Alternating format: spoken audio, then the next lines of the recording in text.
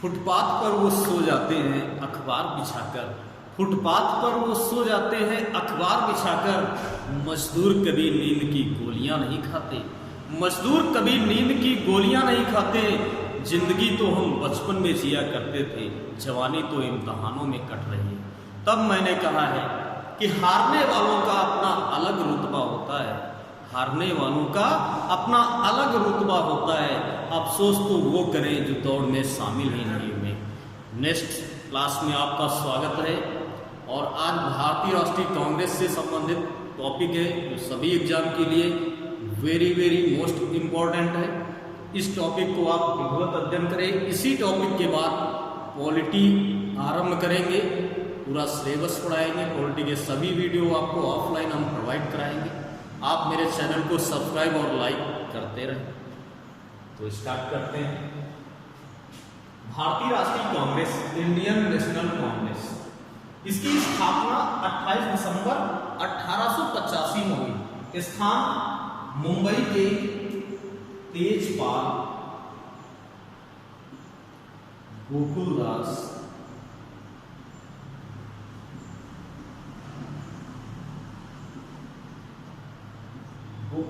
नामक संस्कृत विद्यालय,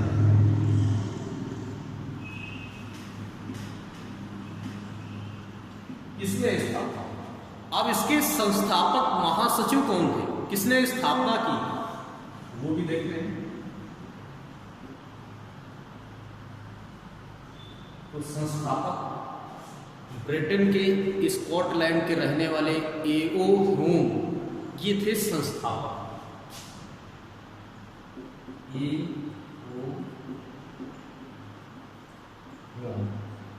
ये भारतीय राष्ट्रीय कांग्रेस के संस्थापक थे, जो पेशे से एक रिटायर्ड ICS अधिकारी।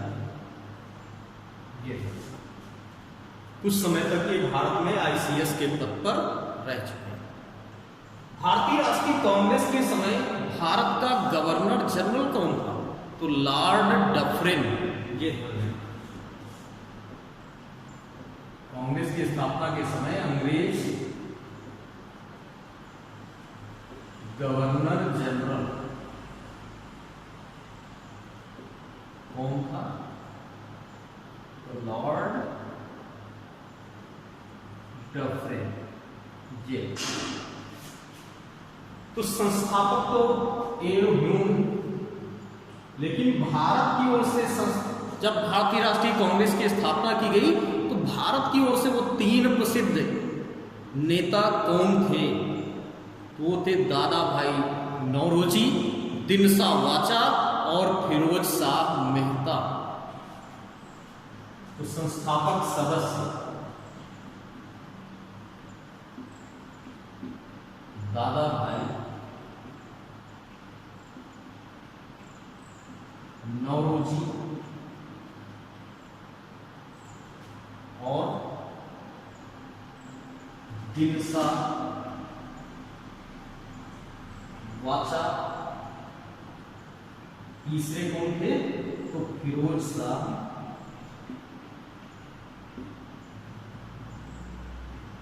मेहता।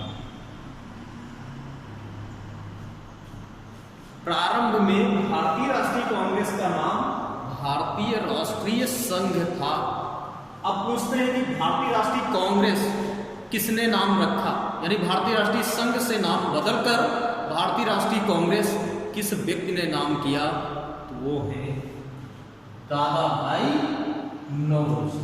इन्होंने इसका नाम इंडियन नेशनल जो काउंसिल थी, ऑर्गेनाइजेशन था, उसका नाम भारतीय राष्ट्रीय कांग्रेस किया। ये तो एक बार इनका आप स्क्रीनशॉट ले सकते हैं। एक और पॉइंट आपको बता दें, जिस समय भारतीय राष्ट्रीय कांग्रेस की स्थापना मुंबई के तेजपाल गोकुलदास नामक संस्कृत विद्यालय में हुई, उस समय कितने सदस्यों ने भाग लिया, तो 72 सदस्य। और ये भी पूछते हैं मुख्य रूप से 72 सदस्य किन प्रेसिडेंसियों के थे, किन रियासतों के थे, वो मद्रास और मुंबई 2 रियासतों से सदस्य शामिल हुए थे। और एक और बता दें, ये तीनों पारसी धर्म से संबंधित है। तीनों लोग मुंबई के रहने वाले हैं, यानी महाराष्ट्र राज्य के रहने वाले हैं। आगे भी हम और विधिवत चलेंगे। आप सबसे पहले इसका स्क्रीनशॉट ले सकते हैं। ठीक है, आपने ले लिया होगा। आगे बढ़ो।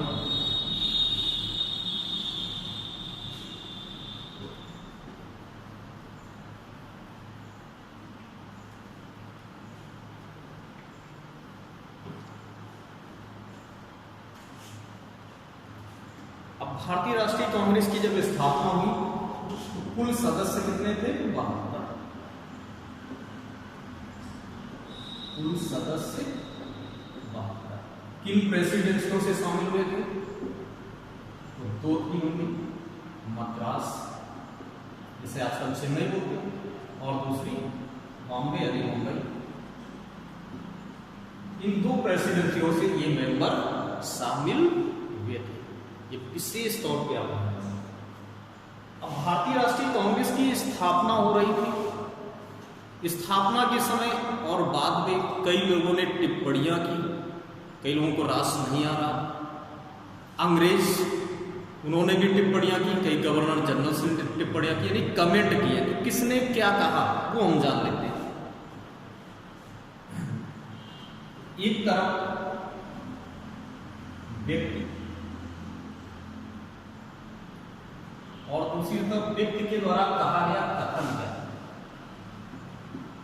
तो सबसे पहले तो उस समय जो अंग्रेज गवर्नर जनरल था, कौन था? Lord Dufferin. उसने क्या कहा? लॉर्ड डफरिन, इसने क्या कहा? एरोह्यूम ने क्या कहा? एरोह्यूम ने क्या कहा? लॉर्ड कर्जन ने क्या कहा? ऐसा नहीं कि केवल अंग्रेजों ने कहा, भारतीयों ने भी कहा, क्योंकि भारतीय अंग्रेजों के द्वारा बनाई गई संस्था को स्वीकार नहीं करना चाहते थे, लेकिन करना। तो डफरिन ने कहा कि भारतीय राष्ट्रीय कांग्रेस सूक्ष्मदर्शी अल्पसंख्यकों की संस्था है। क्या कहा? सूक्ष्मदर्शी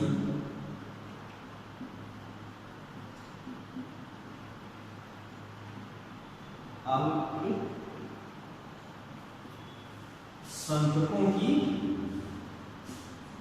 संस्था, ये कहा लॉर्ड डफरिन ने। एरोह्यूम ने क्या कहा? तो एरोह्यूम ने स्थापना की। इन्होंने समझा कि जो भारतीय अलग अलग आंदोलन कर रहे हैं सरकार के खिलाफ, अंग्रेज सरकार की नीतियों के खिलाफ, तो उनको हम एक संस्था से जोड़ देंगे, तो ये पत्र के माध्यम से सरकार को सूचित करेंगे, तो हम अच्छे से यहाँ पे व्यवसाय करेंगे, अच्छे से भारत को लूटेंगे, ये सोच थी। तो एरोह्यूम ने कहा कि ये तो सेफ्टी वाल, ये सोचती होगी, ये क्या है? रक्षा कवच। तो एरोह्यूम ने कहा कि ये संस्था सेफ्टी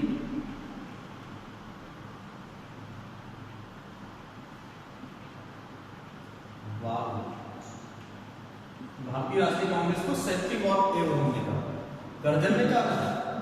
कर्जन ने कहा कि कांग्रेस अपने पतन की अंतिम लड़ाई लड़ रही है।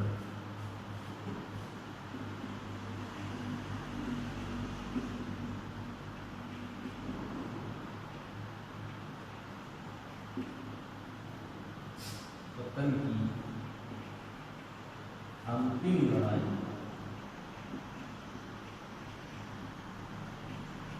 लड़ रहे हैं। ये किसके कथन थे? लॉर्ड कर्जन के। कर्जन का नाम सुना होगा बंगाल विभाजन के समय, आप 1905 में। नेक्स्ट आते हैं फिरोज शाह मेहता।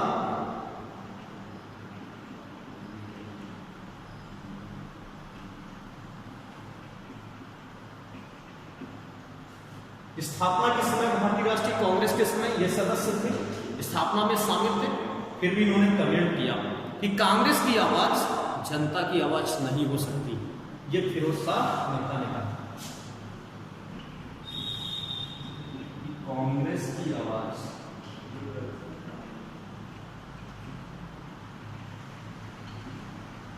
जनता की आवाज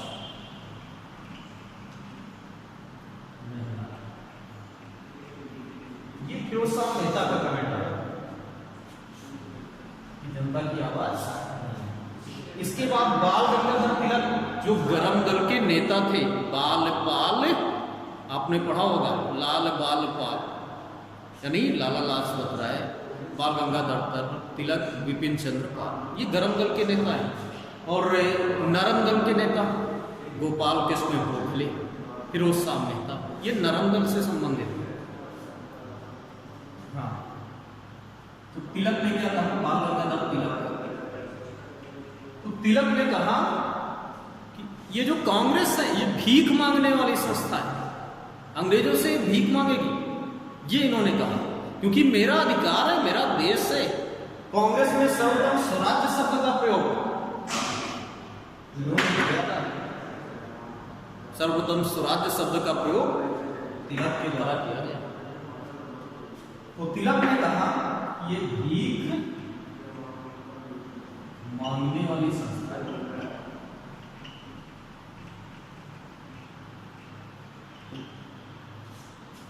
एक बार इसका स्क्रीनशॉट ले लें, तो भी और कई महान क्रांतिकारी उन्होंने बोले कमेंट्स, वो भी बताते हैं। ठीक, आपने ले लिया होगा, आगे बढ़ते हैं।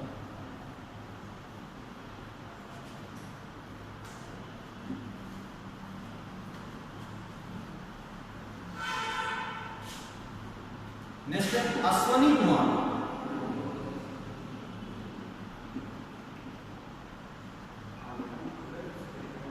अश्वनी कुमार ने क्या कहा, तो अश्वनी कुमार ने कहा कि ये कांग्रेस संस्था 3 दिन का तमाशा है, 2-3 महीने रहेगी, समाप्त हो जाएगी, कुछ नहीं होने वाला है, ये अश्वनी कुमार ने कहा।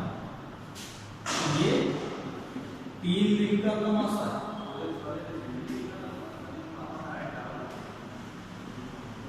3 दिन का तमाशा है, ये अश्वनी कुमार के शब्द थे। नेक्स्ट लाला लाजपत राय ने क्या कहा, लाला लाजपत राय, तो इन्होंने कहा कि ये कांग्रेस संस्था डफरिन के दिमाग की उपज, ये सब, ये डफरिन के दिमाग की उपज,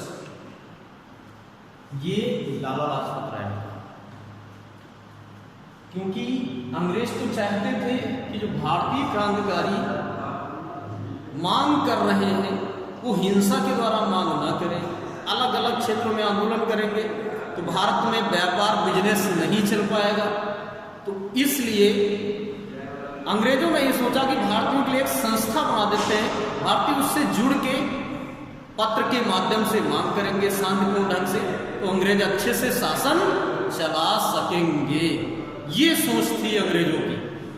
लेकिन उल्टा हो गया, यही संस्था आजादी की सबसे बड़ी रीढ़ बनेगी, ये स्थितियां, इसी से बड़े बड़े नेता निकल करके आजादी के लिए सेल्फ डिपेंड होकर के भी आंदोलन करते हैं और साथ मिलकर भी आंदोलन करते हैं। अब बंकिम चंद्र चटर्जी ने क्या कहा, बंकिम चंद्र चटर्जी, बंकिम चंद्र चटर्जी ने कहा कांग्रेस के लोग पदों के भूखे, हाँ कुछ ऐसे क्रांतिकारी थे, नेता थे जो चाहते थे कि कांग्रेस में हमें अच्छा पद मिले, जैसे आजकल राजनीतिक पार्टियों में होता है, कुछ लोग होते हैं। लेकिन उस समय सभी में देश की वो प्रेरणा थी, देश से प्यार था कि हमारा देश आजाद हो, इन अंग्रेजों की बेड़ियों से हमको आजादी मिल जाए, ये एक उनका एम है। तो चटर्जी ने कहा कांग्रेस के लोग पदों के भूखे, कांग्रेस के लोग पदों के भूखे। अब कांग्रेस संस्था के सभी अधिवेशन को हम पढ़ाएंगे, लेकिन जब 1947 में इसी संस्था के माध्यम से क्रांतिकारी निकल करके देश आजाद करा लेते हैं, तो गांधी जी का भी एक कमेंट आता है 1947 में। गांधी जी सुझाव देते हैं कि अब कांग्रेस को समाप्त कर देना चाहिए, लेकिन कुछ युवा नेता कहते नहीं, ये संस्था देश की धरोहर है, इसने आज़ादी में महत्वपूर्ण भूमिका निभाई, इसलिए समाप्त नहीं करना चाहिए। 47 के बाद वही एक राजनीतिक पार्टी बन गई, जिसकी प्रेजेंट टाइम में अध्यक्षा सोनिया गांधी हैं। तो गांधी जी ने क्या कहा? गांधी जी ने कहा कि कांग्रेस संस्था समाप्त कर देनी चाहिए।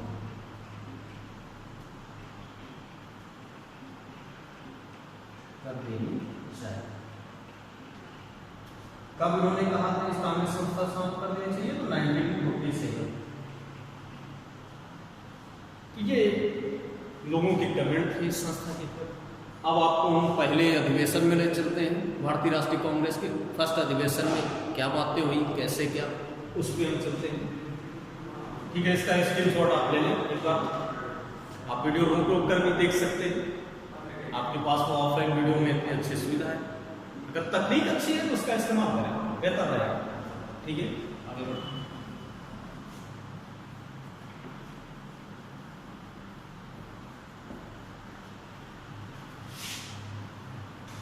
कांग्रेस का प्रथम अधिवेशन कब हुआ?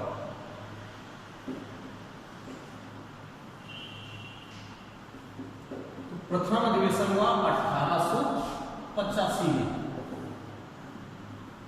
किस स्थान पर हुआ? स्थान मुंबई। इसके अध्यक्ष कौन बनाए गए? तो अध्यक्ष WC बनर्जी को बनाया गया। WC बनर्जी। और ये निवासी कहां के थे? तो कलकत्ता। और WC बनर्जी कांग्रेस संस्था के अध्यक्ष बनने वाले प्रथम हिंदू हैं, यानी प्रथम हिंदू अध्यक्ष। कौन थे? WC बनर्जी। इस अधिवेशन में कुल कितने मेंबर्स ने भाग लिया? कुल सदस्य तो 70। कुल 72 सदस्यों ने इस अधिवेशन में भाग लिया। ठीक है, इसका भी फर्स्ट अधिवेशन का स्क्रीनशॉट ले सकते हैं। ठीक है, ले लिया होगा, आगे बढ़ते हैं।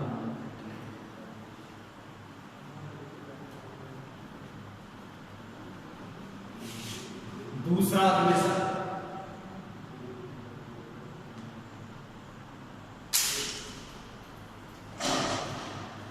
दूसरा अधिवेशन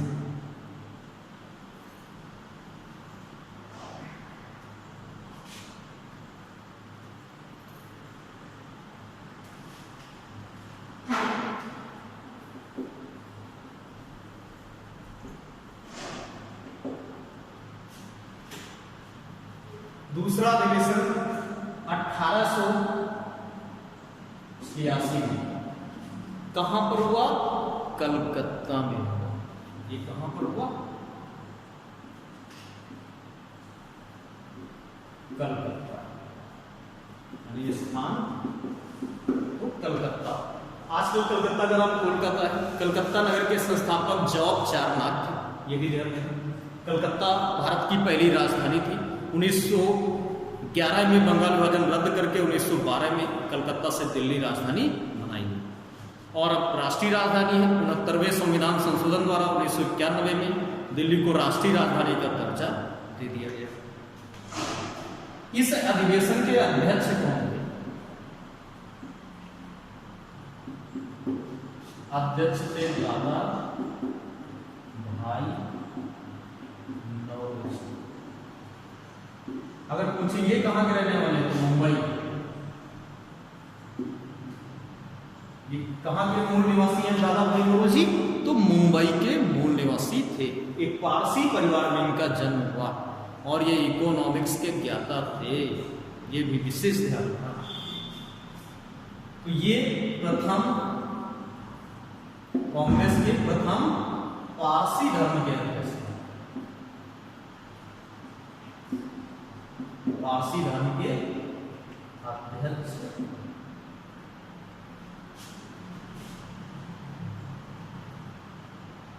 कौन थे?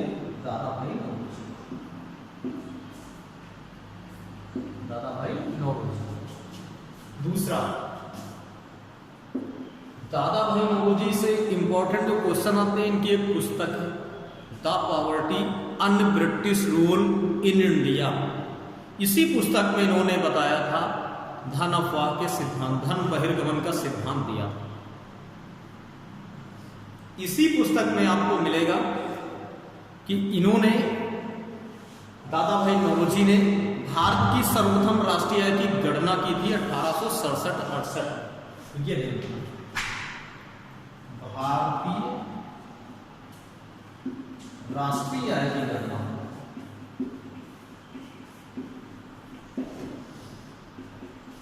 की गणना 1867-68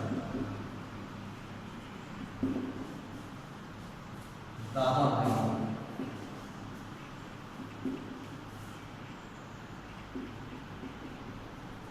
नौरोजी के द्वारा, और इन्होंने गणना करने के बाद भारत की वार्षिक आय बताया 20 रुपए प्रति व्यक्ति, यानी प्रति व्यक्ति वार्षिक आय कितनी बताया?